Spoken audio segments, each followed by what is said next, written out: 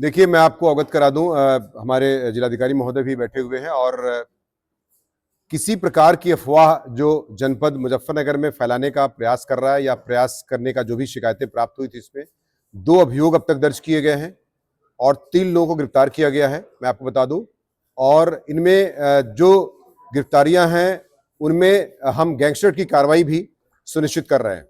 साथ ही साथ मैं बता दूं कि जो भी और शिकायतें प्राप्त हुई थी, उनमें हमने लगभग 20 लोगों को गिरफ्तार किया है अब तक, और गिरफ्तारियां इसमें की जाती रहेंगी। और इसमें जो हमारा प्लान है, उस योजना के तहत मैं बता दूं आपकी ग्राम सुरक्षा समिति की मीटिंग ऑर्गेनाइज की जा रही है। बहुत ही हर गांव लेवल पर मीटिंग की जा रही है। साथ ही साथ 112 से अनाउंसमेंट कराया जा रहा है। और आप देख रहे होंगे कि बराबर मोटरसाइकिल सवारों से लेकर के हमारे जो पुलिसकर्मी हैं, साथ ही साथ जो 4 पहिया की हमारी जो 112 की गाड़ियां हैं, सबसे बराबर अनाउंसमेंट कराया जा रहा है।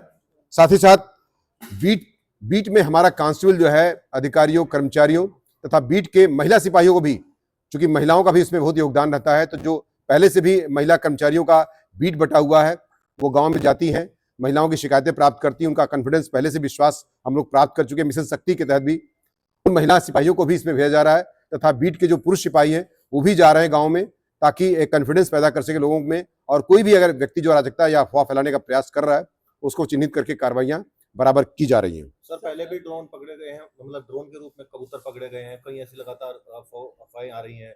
2-3 दिन पहले मारपीट की घटना हुई है, लोगों के मेहमान जो रिश्तेदार को भी पहुंचा है।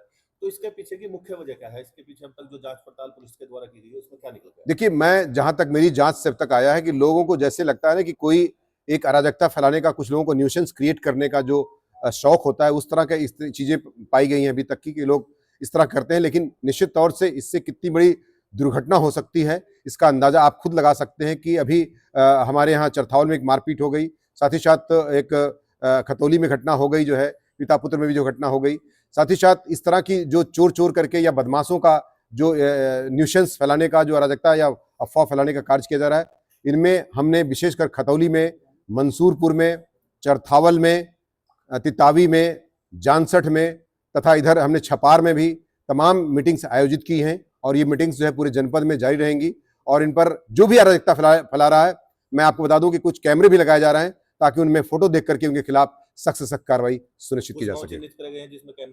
निश्चित तौर से हमारे 177 गांव हमने चिन्हित किया है, जो ऐसे ग्राम पंचायत 177 गांव की, जिसमें इस तरह के लोगों की अराजकता फैलाने की जो एक तरीके से प्रक्रिया थोड़ा ज्यादा संज्ञान में आई थी, उन पर विशेष दृष्टि रखी जा रही है, तथा उन पर विशेष कार्रवाई के तहत हम लोग से कार्रवाई करेंगे। कोई खुफिया पुलिस, कोई बिना वर्दी के, कोई इस तरह की जांच के लिए आपने कोई गांव में लगाई? हमारी जो एलआईयू की टीम है, वो बिना वर्दी के, और कुछ महिला कर्मचारी, साथ ही साथ हमारे कुछ पीआरडी के जवान, उनको गांव में, और ग्राम चौकीदार जो हमारे हैं, वो उनसे संवाद करके ग्राम प्रहरी के माध्यम से भी हम इस काम को चरितार्थ कर रहे हैं। सर, सीएम साहब ने जैसे कल भी कहा था गैंगस्टर और नशे की कार्रवाई, तो उस पर मैंने बताया ना कि गैंगस्टर और नशे की कार्रवाई निश्चित तौर से, चूंकि इसमें कानून व्यवस्था के साथ साथ लोक व्यवस्था भी प्रभावित हो सकती है या हो रही है, इस कारण से इसमें एनएसए और गैंगस्टर की कार्रवाई, जैसे कि ककरौली के मामले में गैंगस्टर की कार्रवाई सुनिश्चित की जा रही है।